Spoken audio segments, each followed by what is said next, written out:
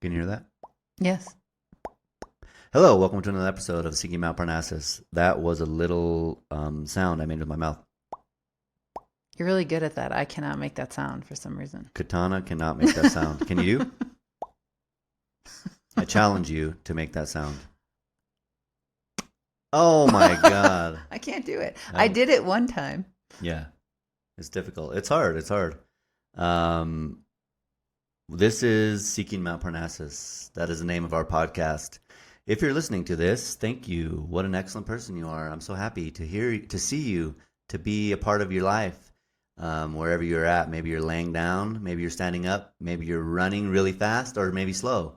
Maybe you're doing a cartwheel, maybe you're lifting weights while looking in the mirror. You're doing free weights, curls. Sometimes they say curls for the girls, tries for the guys. I see. I don't know what you're doing, but maybe you're doing one of those things. If you are, thank you for listening to this podcast. Our podcast is unlike anything you've ever heard in your whole life and anything you ever will hear again. We don't have any music. We don't have any intro. We have no outro. We have no gimmicks, no clips, not a damn thing. All we've got is ourselves, and we've got a deep pool of knowledge, a deep well spring of the truth that is bursting forth, and I hope you like listening to it and getting all in it. So that is our goal today, is to get deeply into the truth. I am the poet formerly known as Derek. And I'm Katana. We took the little muffle screen off of Katana's microphone. I don't know if that matters. Maybe it does. I don't either, but it sounds good to me in my headphones. So hopefully it sounds good to you too. It's hard because when I'm talking to the mic, my voice is much higher looking than when you talk into the mic. Higher volume. Yeah, the volume, Yeah. the looks of it. I don't know if it's just the way that I talk is aggressive. I don't know if it's aggressive, but your voice is deep and it has this resonance to it. I've been told I'm a really aggressive person. I have rage. I'm a rageaholic. You know perhaps. you're not. Only one person has told you that. Yeah, that's true. Only one in my whole life. I'm 36 years old. Yeah, and we know he has ulterior motives. Who knows what he has? But what I know for sure, here's one thing I know for sure. Gene Simmons is the coolest Jew who ever lived. I know that. I'm glad that I got to inform you of his heritage. I had no idea that the lead singer of Kiss was a Jew from Israel, born in Israel. It's one of those weird things growing up Jewish, that you just randomly know. My mom would always tell me, like, oh, so-and-so, that they're Jewish. You just know that for some reason. Like, that's important. I don't know why. I never knew Gene Simmons is Jewish. Thank you. Hebrew. Thank you. I don't know. The Jews have no God, but That's not true. just God. God itself. The one God. The one God. The right. one God. All right. Thank you, the one God, for producing Gene Simmons so he can sing to me in the night. We listened to a Gene Simmons song, or a Kiss song, the other day. Yeah. What song was it? I'm built for loving you, or I was made for loving you, baby. You were made for loving me. Great. Now that's going to be in my head again. Thank you. Yeah, you should listen to that song right now. Stop what you're doing and go listen to Kiss. But before you do, paint your face. I would recommend the Starman. You can go for the cat if you want, but the Starman is the coolest out of the bunch. And no one can replicate Gene Simmons. Not one person on earth can replicate. The only person who can be similar to Gene Simmons is the lead singer of Merciful Fate. If you know who he is, give yourself a small high five because you're a champion. But that's the only person. Everyone else is going to have a rough-ass time trying to imitate Gene Simmons. We looked at his chart, didn't we? Yeah. So Uranus square Venus in his chart. Oh, yeah. So one thing about Gene Simmons that he professed is that he has had sex with over 2,000 women. Oh, shit. He said in his life. I see. So does that mean Uranus square Venus? Yeah, maybe. Interesting. Sorry for that. I know that's gross. It is gross, but I mean, far. you didn't do it. Somebody else. No, that's Gene Simmons. That's his. Strangely, actually, his chart doesn't really look like what you would maybe think. It's mostly Virgo. He has his Virgo stellium, sun and moon in Virgo, Saturn conjunct the sun, Hmm. Mercury in Virgo. Yeah, you would think Leo. Is he Leo I rising? mean, it's got Pluto and Leo. Pluto and I Leo. don't know the time, Oh, so right. I don't know the rising sign. I think we didn't know the time. He might be Aquarius Could or maybe he's rising. Aquarius rising. He's kind of a strange. He's definitely strange. When you first meet him, I would guess. I obviously have never met I Gene mean, Simmons, but but his public persona is strange. right. This is one of our fun hobbies that whenever we watch a documentary or we are reading someone that we're interested in or somebody's caught our attention for some reason, we try to find their birth chart. Often we can get the date and not the time. Right. Sometimes you can get the time and it's out there. There's different sites that have put these things out. What's it called? Astro Bank or something. Astral Dienst. That one too. But even if you don't know the time, it's interesting because you can get the planets and the signs, and Right. it's really fun and helpful for getting archetypes. Like we watched When We Were Kings, the Oh, yeah. documentary about Muhammad Ali, and we were looking at his chart. So it's a fun thing to do if you're interested in astrology, or even if you're interested in archetypes, because astrology is archetypes. Right. I just think it's fun to watch. Once you have the archetype in your mind, then you can see things differently. You can identify these different themes, Right. and maybe you wouldn't see it if you didn't know that. It just gives you more insight. Right. Yeah. I mean, Muhammad Ali, also known as Cassius Clay, the way that he was is very obvious if you look at his chart. And the time for him, I mean, online it said that it was verified, or it's rated. They're usually rated, Right. like how good they are, and it was rated excellent. And he was a Leo rising. Yeah. If there's a Leo rising example, that he's it. And he had a bunch of Aquarius, Venus, Mercury, and the moon Right. in Aquarius. So the whole ability to just be completely different. Speaking of our podcast, Right. he would just say shit. Nobody could understand what he was saying a lot of the time. Right. Initially, he was extremely unpopular because of the things he would say, Right. and he didn't give a fuck what people thought. Muhammad Ali successfully resisted the draft and did not go to Vietnam. Hell yeah. Talk about a fucking not a bitch. How hard is it to drive to Canada? Pretty easy. And cry? Go cry in Canada like a baby. What happened to you, Pluto and Leo, whoever the hell you are? Yeah. Where were you in 1968? If you're 75 years old right now and 1968 rolled around and you're between 18 and 30, and you're not in the PhD program and you're not winning a Nobel Prize, you should be in Vietnam. And if you're not going to be in Vietnam, you have one other example of an excuse. Muhammad Ali resisting the draft publicly and saying, no, I'm not going to Vietnam. Fuck you. And I'm changing my name to Muhammad Ali, by the way. And I'm aligning myself with the Black Panther Party and the Nation of Islam. So fuck off. He suffered greatly for doing that. He did. I mean, he missed some of the most Like one of the prime crucial years, early in his career. Yeah, I mean, damn, that's some serious shit. That's some actual courage, some actual conviction behind. Yeah. Not just like I don't want to go. I don't want to go because the war's unjust. Obviously, but if you don't want to go, then don't go. But do it not by hiding. Right. For those of you new to the podcast, Derek is a veteran of the Iraq War, so he can kind of say some of these things. In my opinion, you have some authority to speak about this. Oh, right. If you're listening to this, people don't know. We forget about this because obviously not everyone has listened to every single episode. I was in the Army from 2008 to 2012. I was in Iraq, the Iraq War from 2008 to 2009. I was an infantryman. My position while I was in Iraq was a grenadier, but I also was a SDM, a squad designated marksman. I had an M14. And mostly what I did was drive. I was the lead vehicle driver. So I was in the Army. I was in the infantry. And after I got out of Iraq, I went to sniper school and I joined a sniper section. and I did that until I got out. But I was in the military, and I understand that whole thing. So if you're listening to this and you're like, "What the hell?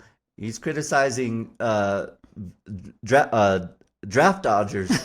What, it's because I didn't dodge anything. When in 2008, I went to Iraq, the war. I didn't. You volunteered. I volunteered and I went over there. I actually received a $20,000 bonus to join the infantry. Spent it all on booze and prostitutes, God. mostly. So glad you've changed your way of life. So either way, I have some authority on Yeah. what I'm saying. This is the point of what we've got going on with our conversations. Yeah. We have authority about the things that we talk about. I was in the military. I was stationed in Germany. I went to Iraq. I also went to a bunch of other countries while I was in Germany. And I was also stationed at Fort Bragg. I have friends who are still in the military. I understand the whole culture.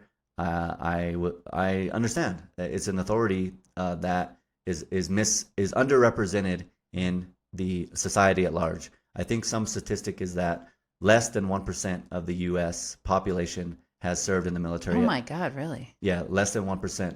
And of the less than 1% who've served in the military, less than 1% of that is at the tip of the spear in the infantry. And then Wow. you just keeps getting lower and lower with the percentage of people who graduated Ranger School, went to sniper school. So if you have any of these things, you're part of a small group of people in the U.S. who have done it, and I'm a part of it. So I have some authority to say some of the things that I'm saying because I actually did it. Right. This is something that is lacking in our current day and age. People are leaders with no experience, no authority. They're in charge of all kinds of shit and haven't done a damn thing. It's wrong, and you should question everything they say and do, and ask for proof. Yeah, absolutely. I mean, that goes for a lot of different things. We talked about that one of the previous episodes too, about in the spiritual community of people who put themselves out there as spiritual teachers or experts of some kind, and they have no qualifications. Right. And even if you've done some training program, I think it's true for everything, but particularly for the spiritual path. Right. What's going on in your life? What have you lived? And if you haven't lived it fully, then you really shouldn't be talking to other people about it. No. I mean, that's the problem, is that people go, what's that thing you just read about, accelerated ascension or something? Oh, in the book by Robert Bly entitled Iron John. Yeah. He's talking about grandiose ascenders. Grandiose, yeah. It's a symptom of people who go. It's a whole story. Yeah. Read the book. It's called Iron John by Robert Bly. It was written in 1990, I believe, around there. Very quick explanation. The boy who's been in the woods with the wild man looks at himself in the pond, sees the true nature of himself, that he's connected to everything that ever was. His hair turns gold, and the Iron John, wild man character, kicks him out of the forest and says, "You've disobeyed me 3 times. Now it's time to go out into the world." This symbolically represents when you go out into the world, sometimes you can go too quickly upwards and ascend, go directly from safety to being out in the world and go directly to the spiritual path with no physical nature of your own body or any experience. Right. If you go directly into a tradition with no experience, you might go all the way to the top spiritually and mentally, but you have no grounding to make it make sense. I mean, anyone can huff gas or spray paint or do mushrooms, LSD, ayahuasca, peyote, and ascend high up to some spiritual realm. But if you have no grounding and you're all fucked up, then you're going to come down. This is Ram Dass's dilemma. when you get high, you keep coming down. When you do come down, you're going to realize that you're a human and you don't have the tools to deal with the amount of spiritual knowledge you just gained, and it goes nowhere and does nothing. And this is some of the things that some of the problems with the current set of spiritual leaders on the earth at this moment, is that they went all the way up with no grounding. And some of the things they have to say are true, but there's no way to integrate it for others because they're all fucked up. They're weirdos. They have no way to explain it, no grounding to be able to integrate it into reality for other people, and it just turns into being weirdo. Right, but then the grandiosity piece too, and that becomes out of control ego. Right. Wanting to make money, wanting to be famous, and possibly achieving those things. Oh, right, which then exactly. becomes even more dangerous. Yeah, I mean, I think that's connected to the other piece about, in order for that not to happen, you have to go down. Right. First. Right. Into suffering, darkness, the depths. The descent. And that's, I mean, it's related to the thing I think about a war and the army, because it's some sort of initiation. Right. And that whole missing piece of what is the initiation? What have people gone through? And how did they gain the knowledge they have? If they didn't gain it through that kind of process, then it's not really to be trusted, right. I think. Yeah, I think that's the heart of what we're getting at in this talk, is that Katana and I are real. We're alive, and we do shit every day. That's actually real. I have no clue what's happening in the world. I have no idea. The news, social media, newspapers, I have no fucking idea. What I do know is that Katana and I, and a few others that I physically have seen, are alive, and we do shit each day. And that gives us authority to talk about certain things based on our past lives and our life up to this point.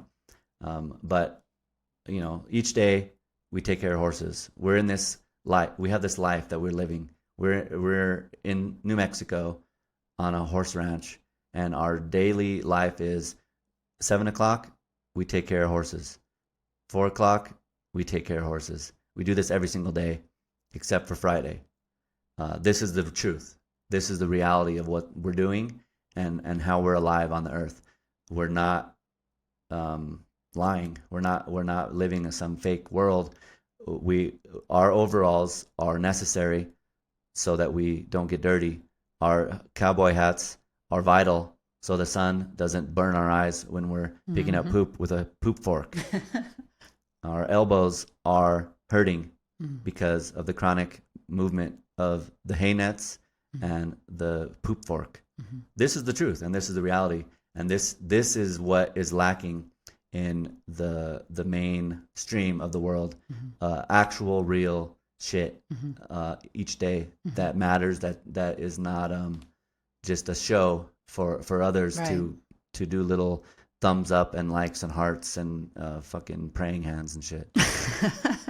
Right. I mean, we often make that joke about, it's like that old Zen saying, if a tree falls in the forest and no one's there to hear it, does it make a sound? Our lives are like that. If we're doing all these things and there's no picture that goes on social media, nobody sees a video, does it actually happen? We think it does. It does. We can see it. Yeah. But we don't have to explain it or show off to anyone. Right. We're just living our lives, and this is what you should do. Fuck the whatever. Do your own thing and make it happen in reality right now. That's the truth, and that's what should be going on more and more. And it is going to happen, and it is happening. It's just not at critical mass. We haven't reached critical mass, but I think we will reach critical mass soon. Within the next 1 to 10 years, something like that. Right. I like that prediction. Yeah. I mean, I think that I just had this image while you were saying that of you and I as journalists somewhere on the frontier, we're sending these telegrams or something Yeah. back to society. We've dropped out and we're not participating in any of that kind of consciousness. No. But there's very few people. I think, I don't know.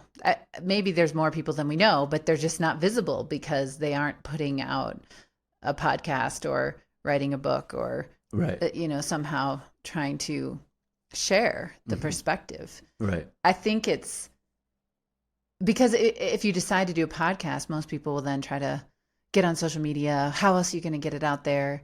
We've been supported through Fountain, the Yes. Fountain app and podcasting 2.0, and it's an alternative paradigm for podcasting. It's been helpful to us, and that has allowed us to reach more listeners and people in other countries. But we're not doing social media, and we're not, most importantly, we're not consuming any other kind of media. No. And we don't really even listen to any other podcasts. We used to, both of us back in our previous lives, we listened to different things. Yeah. But we don't anymore. We don't watch TV. We don't watch the news. We don't read the news. We're not on social media. And why is this important? I mean, why is it important to anyone else besides us? I mean, I think it's important because it changes your consciousness. And Correct. the longer that we're out of that, the more our own uniqueness can come through. But then also, I think we are connected to something Right. that is important, that's real, that has to do with the earth, that has to do with the horses, Right. that has to do with what you were saying about being really alive, that is becoming lost. It's almost gone. Right. That's the whole point of what we've got going on. We're trying to save the kernels, the diamonds of truth for the future, for the future beings on planet Earth. And we're doing that by removing ourselves from the mainstream consciousness and deciding what matters, and then preserving that with each other, and then trying to spread it along to whoever will listen. Some of those who have listened are Bemis, Wan Ying 22, and users 716-267. Thank you so much for supporting us on Fountain. We highly, deeply, utterly appreciate your support, and we know that that you understand what the fuck we have to say, and we know that you are a part. You're on the team. Thank you for being a part of the team, and for listening to what the hell we have to say, and it must matter to you as much as it matters to us. And I also appreciate the numbers: 222 sats from Bemis, 111 sats from Wan Ying 22. Thank you. We greatly appreciate it, and we will. When this shit happens, we make it something. It brightens our life and our day and our experience, and that's the truth. And I think that more of that should be incorporated into daily life. I just don't know. We do it with each other. We have this gratitude practice. Before we eat, anytime we eat any food, we stop and we thank, or we express gratitude for what we feel we've received that day. Before we eat, take turns, and then at the end we say Soha. We kiss each other and say I love you. Then we eat our food. This is how we live, and it's when we feel the support from people, that we do appreciate it, and it's real. We truly do have gratitude for it, and we thank you for your support. It empowers us. Thank you. Yeah, absolutely. It means something because it's real. Yeah. We're not doing anything for money with the podcast. We don't have any ads or sponsors or anything like that. So when people say that they appreciate it, it's real. It means something. Right. I think that's one thing. I mean, thinking about what is the value of the podcast or why do Hmm. it. One thing is, I think for people who are like us, who are out there, who also feel alienated, Hmm. alone, different from everyone else, Hmm. for them to feel supported or feel encouraged that there is at least two other people Yeah. in the world Right. in a similar vibration or consciousness. But I think there's something else too about this whole thing of we're like a test case or something. We're like the lab rats Right. of what happens to human consciousness when you pull it out of all of these things that have become so pervasive, and what's left, what is real, and even down to the language. What words do we use? How do we talk about our experiences? Right. We're just not influenced, and we don't have. We moved across the country, and we know a few people, but we don't have a big social circle. No. So we're also not influenced by a lot of other people. We're not at cocktail parties. We don't work in an office. We're, We don't know the slang. We don't know the no, lingo. we don't. Oh, Um, speaking of that, yeah, we're bringing back lingo from the 90s. So what did I say the other day? Something up the yin yang. yeah. We have chutzpah up the yin-yang. That's for sure. We're bringing back slang from our childhoods because we don't know the current slang. We don't care. Yeah. Um, I don't know. All right. Up the So yin-yang. Whenever you're at the store and someone says something, just randomly say up the yin-yang. let's bring it back. I mean, there are a number of different things that we were going to possibly talk We about. wanted to talk about horses, Yeah. but How do you it's feel about 27 that? minutes in and we haven't really done it. I mean, it's related. Everything's related. Yeah. We could talk about that. Yeah, maybe we should. We live with horses. I don't know if you know this. There's these creatures on Earth. They're big. They have 4 legs. Sometimes they're brown. Other times they're white. They have different colors. They're called horses.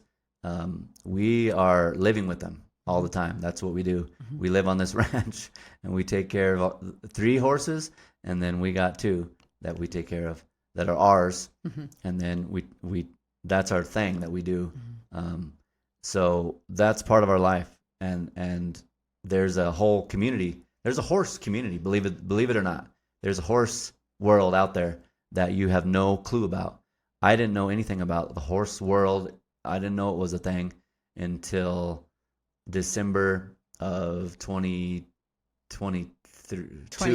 2022. That's when I first met Tenzin, our gelding.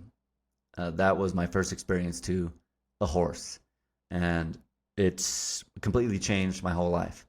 And now we're on the same level with horses. I didn't know that was the case, but we're living in the Wild Horse Society. Katana and I, we're part of it, and you can join as well. It's the only rule is you have to be open and you have to tell the truth. If you can do that, you're on the team. If not, you might get bit Yeah. or kicked. Yeah.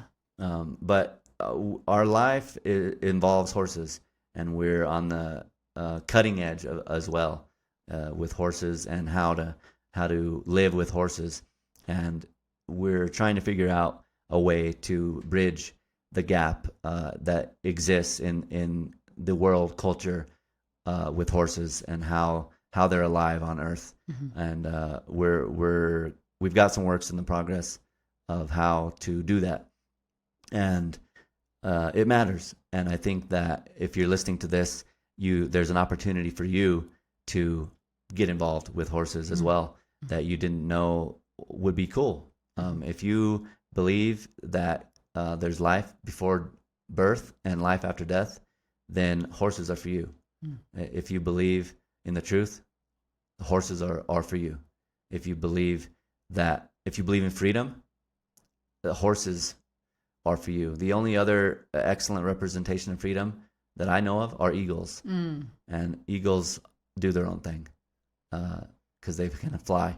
But besides eagles, horses are the next best thing as far as being a friend. Mm-hmm. And it's something that is very important and true that we understand, and that we're involved with, that matters to us. And I think that it's worth just talking about the fact that fact we live with horses, and we want horses to be involved with the world, and we'll find a way to make it more cool. Yeah, I mean, I think horses just have a lot in common with this whole approach. Anyone that likes this podcast has got to have some kind of Uranian sensibility. Yeah. The archetype of the outsider, the genius, the innovator, the person that's ahead of their time, or just out of step with the mainstream, right? As we've talked about to death, really. Mm-hmm. Anyone that's like that has something in common with horses in this day and age, because their consciousness is not shaped by all of these other forces that are shaping human consciousness now. And they're ancient. Right. They've been around way longer than humans, and they've been alongside humans for as long as humans have been on the planet. So they have a perspective that we don't have, and they have a connection to the truth that is lost, I think, in a lot of human society. So they're natural allies. I mean, why we fit in the wild horse society, we don't fit in human society. No. As it is now. I don't know if we've ever fit, honestly. All of our previous lifetimes that we can recall have been somewhat similar. I think so. We didn't fit in. No. So we do fit with the horses. The interesting thing, though, that we're learning a lot recently even, is that not all horses are the same either. No. I mean, I've been involved with horses since I was 6 years old. I started riding when I was a little kid. I took riding lessons. My mom had been involved with horses, and so she got me into it. I rode English style from when I was about 6 to when I was 13 or so. And then it fell away because my parents got divorced. My mom left the state. Nobody cared about my passion, and it just got lost. Then I got married when I was 21, and I was involved in a very controlling marriage. I didn't feel free to be myself. Right. And then around the time of my first Saturn return, right, I was like 28, 29. I went through a crisis period in my marriage, and then got the intuition to go ride again. So I got back involved with horses in 2010. And then since then, it's become more and more and more central to my life. Yeah. But even with that, knowing each horse has its own personality, of course. Right. But it's becoming more and more subtle as we are fine-tuning our own energetic sensitivity and being able to perceive different things. We're starting to be able to see the differences with horses. Like, some horses are more open than others. Some horses seem more aware of what's going on than others. R2, Tenzin, who has been with me for 6 years, and you've known for a year and a half now. Yes. And then our little mare, Vajra, who we got together almost a year ago. It was April. Yes. They are both really exceptionally aware and have this quality of, Tenzin knows everything that's going on. Right. I mean, he's fully alert to how we're feeling, what we're thinking about, our plans. I think he's been involved in helping us figure out where to go next. He's a horse shaman. For sure. And he's not a horse shaman in the sense of, he's a horse shaman and I'm a creatrix. He's not a horse shaman in that sense. No. He's literally a horse shaman. And he's been a shaman and a warrior in many lifetimes that we've been involved with together. Sometimes I'm a horse, sometimes he's a horse, sometimes he's a Indian, sometimes I'm an Indian, sometimes we're in Spain. But what keeps being the case is that we're on this crazy, wild path of the truth, and he is on that path as well. And it's just the truth. It's not confusing at all. And No. when you meet him, if anyone ever meets him, you'll know immediately. The energy that he's got is intense, and everyone I've seen that has met Tenzin expresses that in some way. Like, wow, well, we went out to the pasture to get our horse, and there was Tenzin. You know, like Right. I don't know how many times people have commented about Tenzin, Yeah. and the reason is because he's a horse shaman.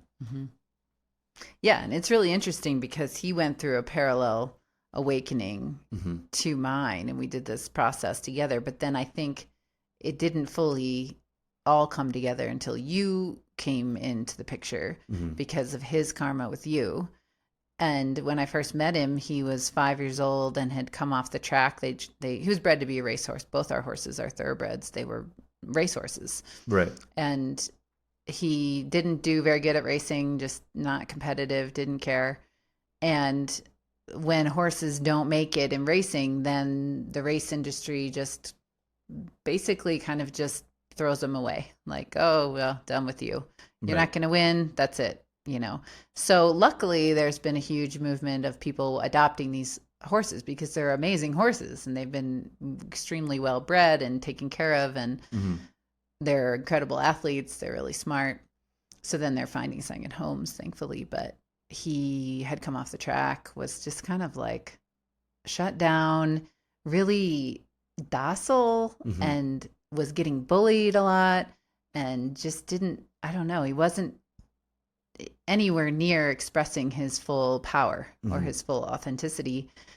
And then I started learning about all these different things that are coming through in the horse world of different ways of relating with horses and changing up old paradigms and ways of thinking. And I started trying different things and trying to encourage him to express himself and to do what he wanted to do, and, you know, to establish this communication. And then over time, he has just really changed and emerged as a very unique individual with lots to say. Yeah. And then you coming, I think, really changed things for him as well. And when you came in, we realized he's really your horse, and he had done what he needed to do with me. Right. And it was time for him to be with you. I mean, we're all together, obviously. Right. But, you know, just in terms of the partnership or the primary role of the horse, it was more about you. And I mean, you were coming out of quite the dark period and going through a spiritual awakening and having all kinds of things as well that, you know, when you guys met. Today is the anniversary of my first wife dying. She died on March 21st, 2022 at 11:30 p.m., 23:30. That's the anniversary today. So when I met Tenzin, she had only, let's see, April, May, June, July, August, September, October, November, December. 9 months had passed since she passed away. So I was definitely still a little bit on the, in the book, the Iron John, he talks about the descent, and he also talks about ashes, and that men, especially after age 35 or around age 35, start to realize that their boyhood dreams are not going to come true. They're not going to be a famous actor or a musician or a astronaut. So they need to realize the truth of life and death. And one of the things he talks about is just ashes. And this was a period of time where I had the ashes in my mouth.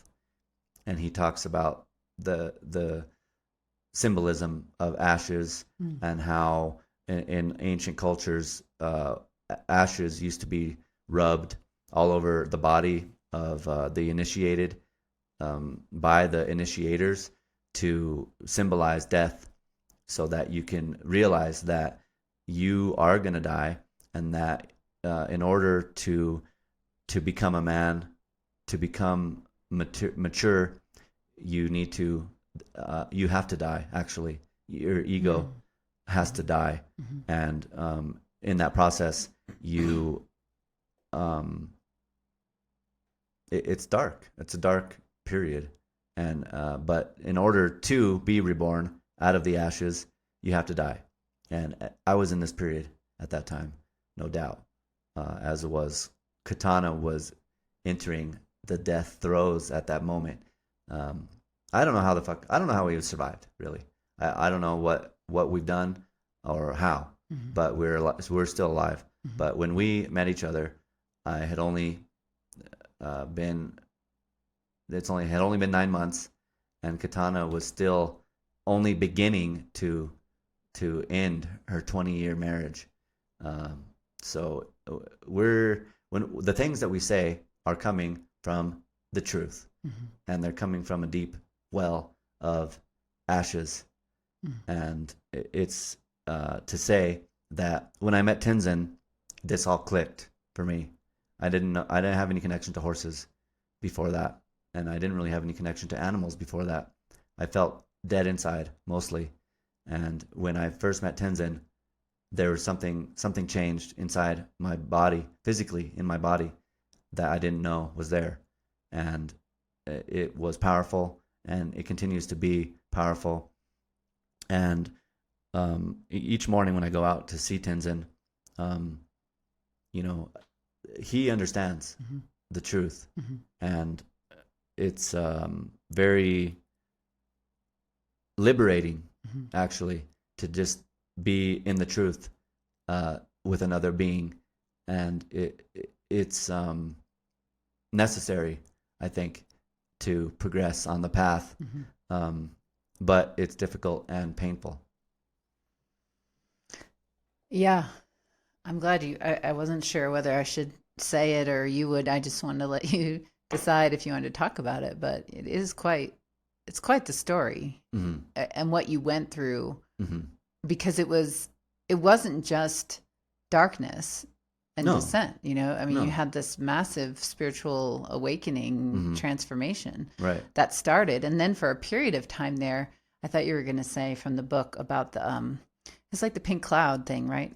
Yeah. I went directly into the above. Yeah. After my first wife died, I went directly into the above. As soon as I stopped drinking, I went almost immediately into the above, and I was like dancing around in a haze, like a utopian haze, where everything was great. I couldn't see the wrong in anything.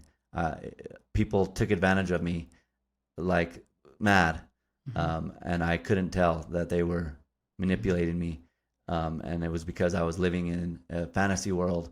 I went directly from that all the way up, and it wasn't until we met that I started to come back into my body. It was a little bit after we met. I mean, I think you started coming back into your body right away. Yeah. But you were still in the state of that euphoric state for a while. Yeah.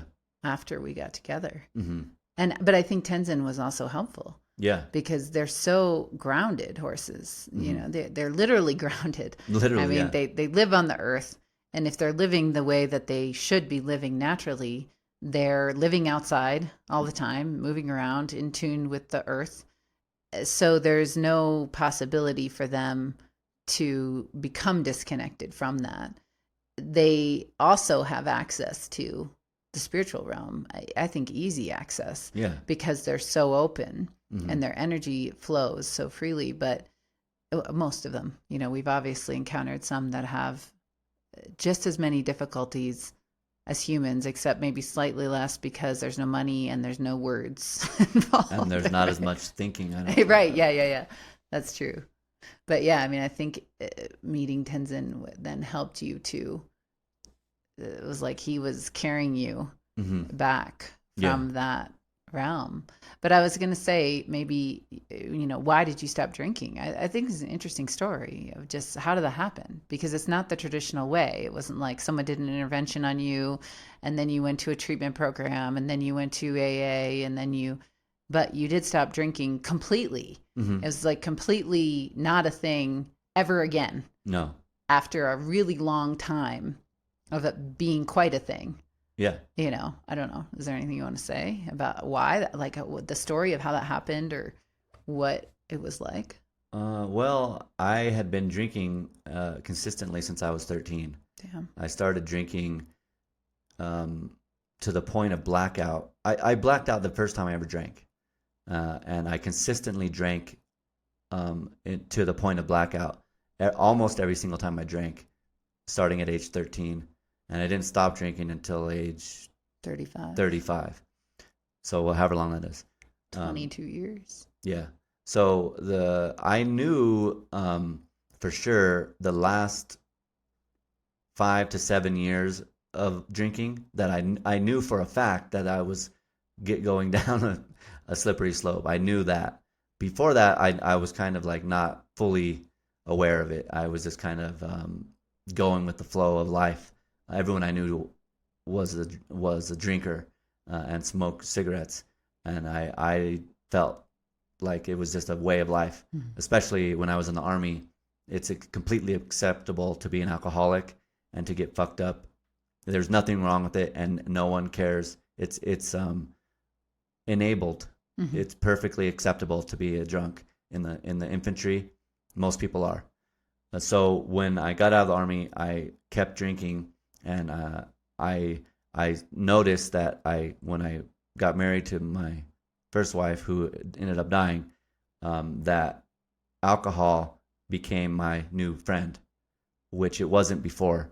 It was just something I did when I hung out with my friends. But when we got married and I moved to Wisconsin and I disconnected from my previous way of life, I found that alcohol was now my only true real friend. So I became obsessed with it. It just like the feeling of getting fucked up feels good if you feel bad. If you feel bad all the time, when you get drunk, you feel good, at least for a small period of time, until you black out or you throw up or you do something stupid that other people make fun of because you're fucking drunk. But I knew for a fact for the last 7 years at least that I was going down a dark path. I was getting way more obsessed with conspiracy research. Right. I was, had I not had the realization myself, I would have been easily on the list of the Ted Kaczynski. The Ted Kaczynski types. Yeah. I was paranoid. I believed everything was against me. I thought that there was an underground network of evil. Not like there's not, but right. But I was like right. really concerned about it each day. Like it was like, besides drinking, it was the other thing I was thinking about. So I knew all this information, but I kept drinking anyway. And then when my former wife was diagnosed with cancer in 2020, she was actually diagnosed with cancer in April of 2020, right during that whole period of time with COVID. So pretty challenging time. I didn't stop drinking at that time. I actually amped it up a bit. And it took her 2 years to die. During that time, I amped up my drinking to like starting to drink in the morning, drinking secretly. And I knew that this was going to be the downfall. I knew this because I have seen it happen. I have lots of friends who are still alcoholics, and I have had friends who've died or committed suicide. And alcohol was a great help to them in that path. Mm-hmm. So I knew that if I continued on the path I was on, that it was going to happen to me, because I had seen it. I had seen it firsthand quite a few times. So when she died, I amped it up for a little bit longer. From March until May or so, I went full on drinking vodka at 7 a.m. And then having 20 beers throughout the day, and then drinking more liquor at night. I would do this every single day. I would drive around. I mean, this people live like this. You know, if you're listening to this, I'm not sure if you're aware of this. People are living like this. When you're driving around town, people are fucked up. There's some out there. This is the truth. I was one of these people at one time in life.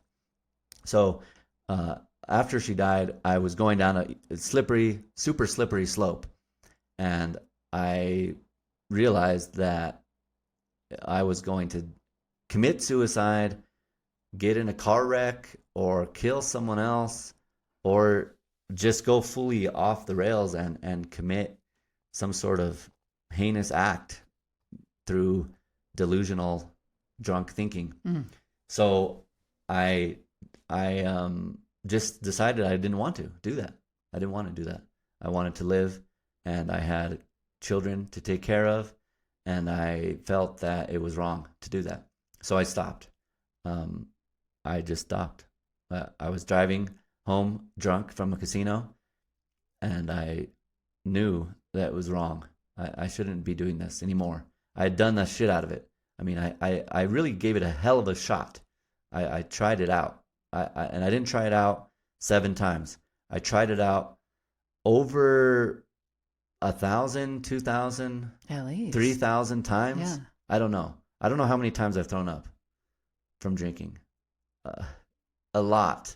I really gave it a hell of a shot. So I knew that I needed to stop. So I just did. I stopped immediately, and I didn't drink. And that's it. I stopped. And the reason I was able to do it in that fashion is because I had a spiritual awakening. I didn't need to have AA or a treatment program because I didn't have a problem. I didn't have a physical problem. I had a spiritual problem. My problem was I was dead inside, and my soul was being killed. As soon as I realized that, I stopped, and now I don't even remember alcohol. Alcohol is not an option for me at this point. It's like Taco Bell. There's never a chance in my life where Taco Bell is an option to go eat. That's the same way with alcohol. And once the spiritual awakening happened, it was an instantaneous click, and that was it. And I think that's the point of AA. That the 12th step is, or maybe the 11th step. It's, the whole steps, all 12, are designed to help facilitate a spiritual awakening. And then the 12th step is having had a spiritual awakening as a result of these steps.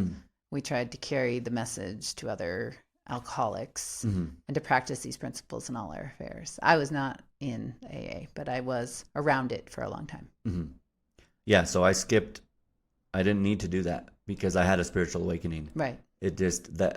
So once I had the spiritual awakening, I suddenly realized that I wasn't connected to all things. Suddenly, I could hear birds that I never knew existed before. I knew that there was more to life than what we can see. I knew this from firsthand events because I was holding the hand of my wife as she died, and I saw her breathe. As she was dying, I saw it happen, and I felt everything that I felt, and I knew that is the truth. So that was like an excellent opportunity to change, and I did. It worked. I took the medicine, and now here I am, no drinking. It's over, it's over. It's not a big deal. That's just how it is. How it could be. It doesn't have to be that way for everyone. Not everyone is me. There's no doubt about that. But that's what happened, and that's just how it works, or how it did work in my case. And it was difficult.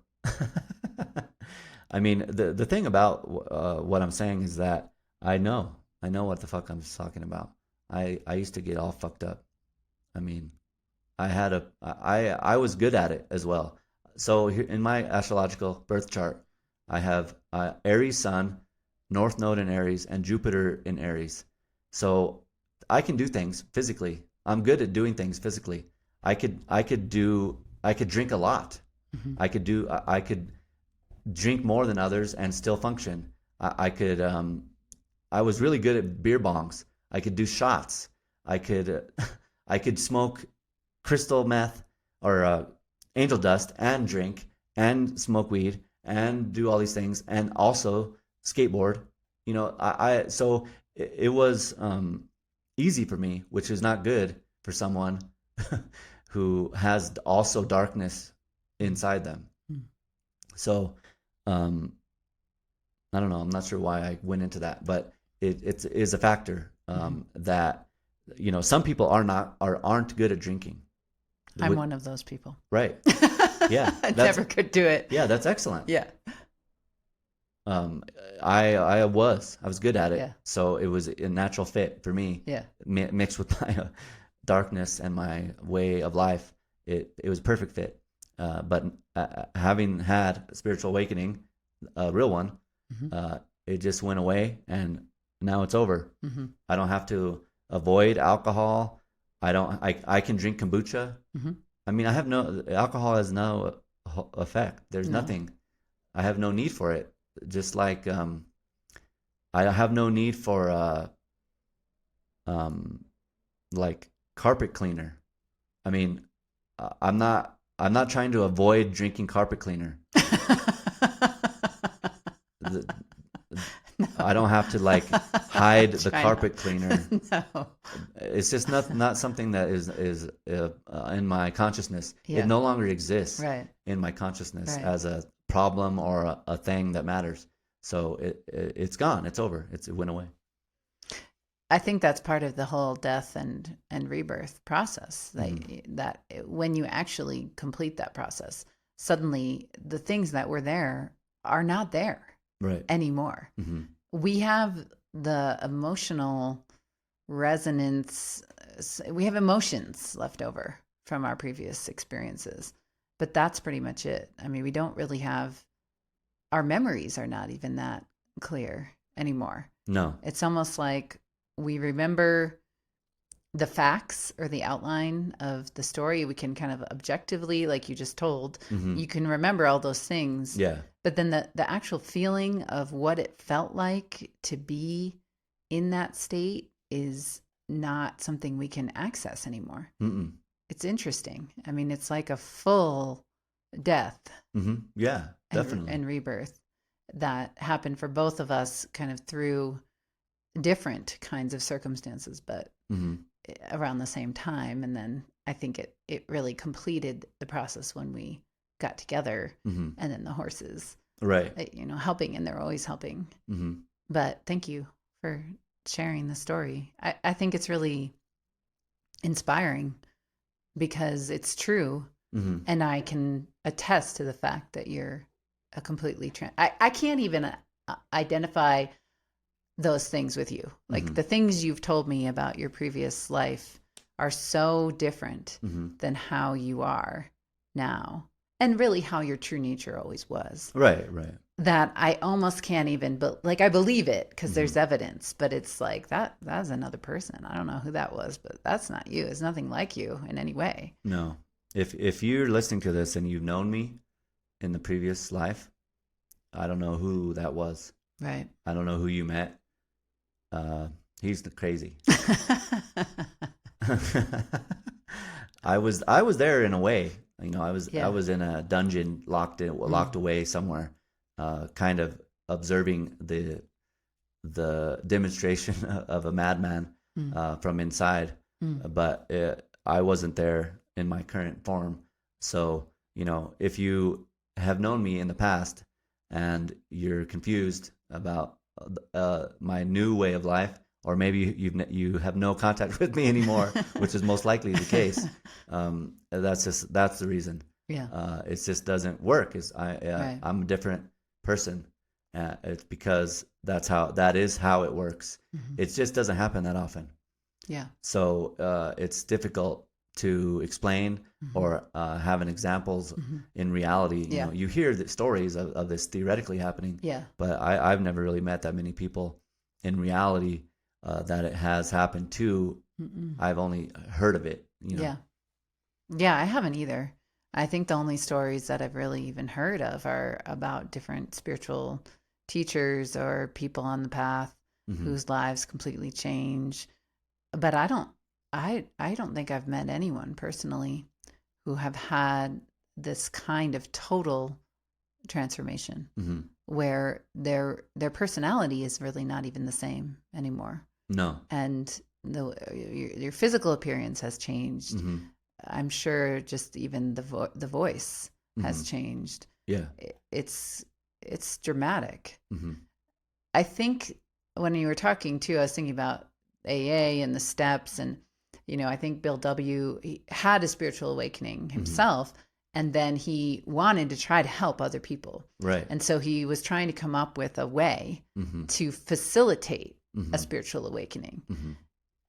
The difficulty is that it just doesn't always work, Right. or it doesn't work at depth. Hmm. That people don't, maybe they stop drinking, but they don't change their fundamental Right. way, Right.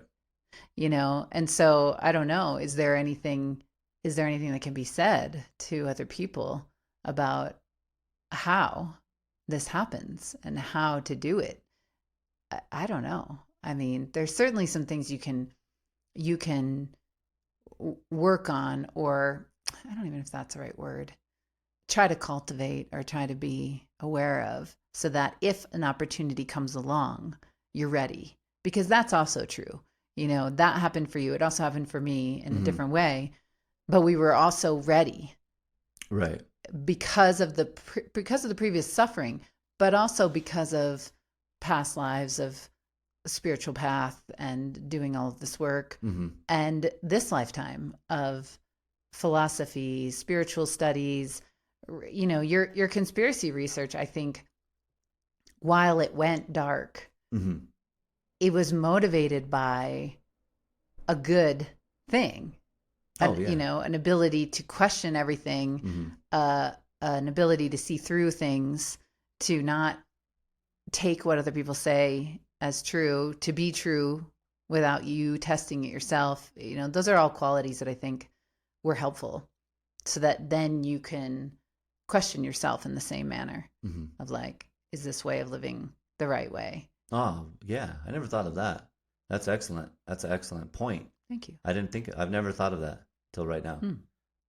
I was researching the shit out of everything. Yeah. I was questioning Mm-hmm. literally everything, even the Mm-hmm. concept of questioning, Mm. even the concept of breathing.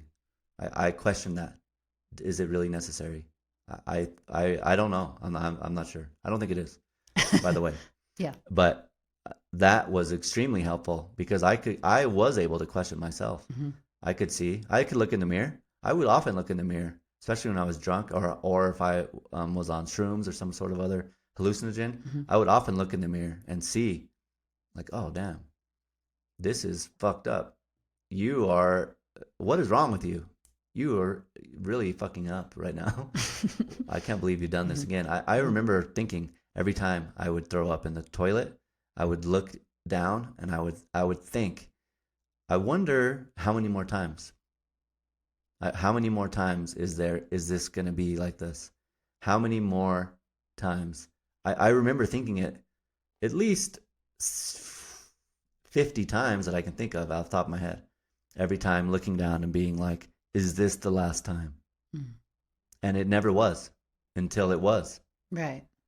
I don't think there is an answer for anyone.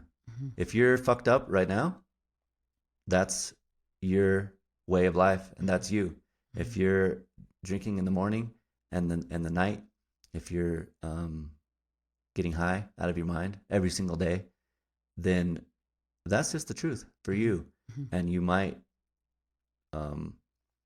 not like it. You might know the truth, but maybe you don't. But nothing I say, I don't think, is going to help you. Everyone saw me getting fucked up. Right. There were a lot of witnesses. I went around town No one stopped me from drinking. No one even said anything that I recall. Like, hey, Derek, maybe you should cut back. Right. I don't know if you should drive right now. I mean, Mhm. some people did say it occasionally, but they didn't physically try to stop me. Mhm. Um, so if you're in that boat right now, you know, that's okay.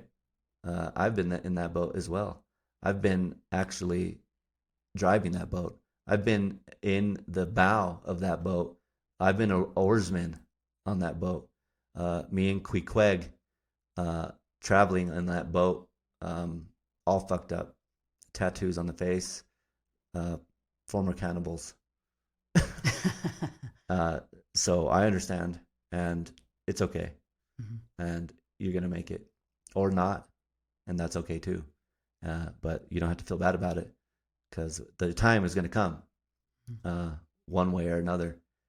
You just might not get the opportunity for the awakening portion, Mhm. but the it's still gonna come one way or another. It just might be in the next life. Yeah, that's true. Yeah, and I think it's even though we can't really tell other people how, Hmm. we can at least be an example that it's possible. Yeah, it's possible. It is possible. It's extremely possible, and we know because we've done some Hmm. shit, and we have authority. We have authority on death, misery, despair, depression, self criticism, overthinking. Um, uh, Toxic relationships. oh yeah, We're quite good at that. um, enabling. Oh yeah. Um, few other bad Yeah. habits. All kinds of soul killing Hmm. behaviors. Right. Yeah. Yeah, we've got an authority on those things, Yeah. and the point of that is that it's okay, and you are not alone. Yeah. We're here. It's all one boat that we're all on. Keep coming back to this boat because I'm reading Moby Dick. Right. Everything in my mind is up on a boat and with crazy freaks. Me, Tesh Tigo, Dagu, and Queequeg are on this boat, and I think you should join the boat. You should be a whaleman. Do it today.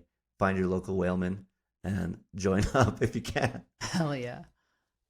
Um, I think that I was made for loving you, and you were made for loving me. Oh, I think that's true. Soha. So